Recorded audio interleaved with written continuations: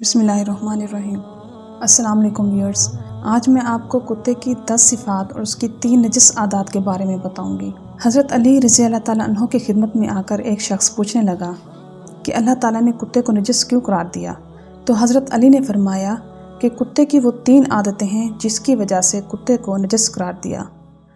یہ 3 عادتیں اللہ تعالیٰ کو سخت ناپسند ہیں۔ پہلی عادت، جب اللہ رحمتوں کا نزول کرتا ہے تو وہ اوندھے منہ پڑھ کے سو جاتا ہے، یعنی پوری رات جاگتا رہے، جب صبح کا وقت قریب ہوتا ہے تو سونے لگتا ہے۔ اور کتے کی دوسری عادت کہ جب وہ اپنے ہم جنس کو دیکھتا ہے تو بھونکنے لگتا ہے، یعنی اس سے لڑنا چاہتا ہے۔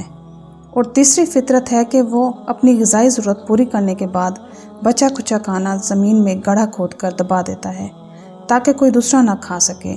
یاد رکھیے کہ اللہ تعالیٰ انسان کے نزدیک یہ واضح کر دینا چاہتا ہے کہ یہ 3 عادتیں انسان کو بھی نجس بنا دیتی ہیں۔ اسی طرح حیوان اپنے مالک کا زیادہ وفادار ہوتا ہے، جبکہ انسان اپنے پروردگار کا اتنا وفادار نہیں ہوتا۔ حضرت حسن بصری رحمۃ اللہ علیہ فرمایا کرتے تھے کہ کتے کے اندر 10 صفات ایسی ہیں کہ اگر ان میں سے ایک صفت بھی انسان کے اندر پیدا ہو جائے تو وہ ولی اللہ بن جائے۔ فرماتے ہیں کہ کتے کے اندر قناعت ہوتی ہے، جو مل جائے اسی پہ قناعت کر لیتا ہے، راضی ہو جاتا ہے۔ یہ صابرین کی علامت ہے۔ کتا اکثر بھوکا رہتا ہے، یہ صالحین کی نشانی ہے۔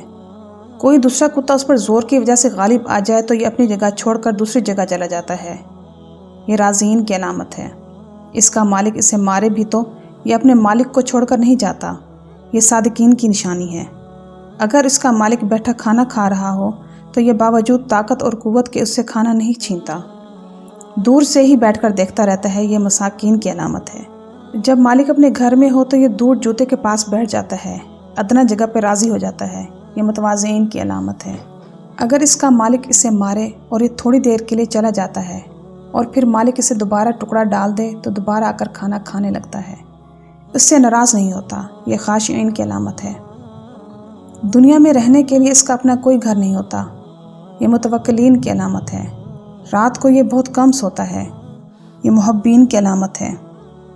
جب مرتا ہے تو اس کی کوئی میراث نہیں ہوتی، یہ زاہدین کی علامت ہے۔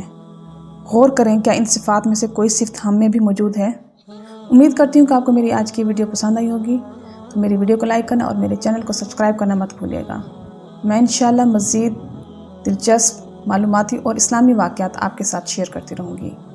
میری طرف سے آپ کو ڈھیر ساری دعائیں، امید کرتی ہوں کہ آپ بھی مجھے اپنی دعا میں یاد رکھیں گے۔ چلتی ہوں، ملتے ہیں انشاءاللہ نیکسٹ ویڈیو میں۔ اللہ حافظ۔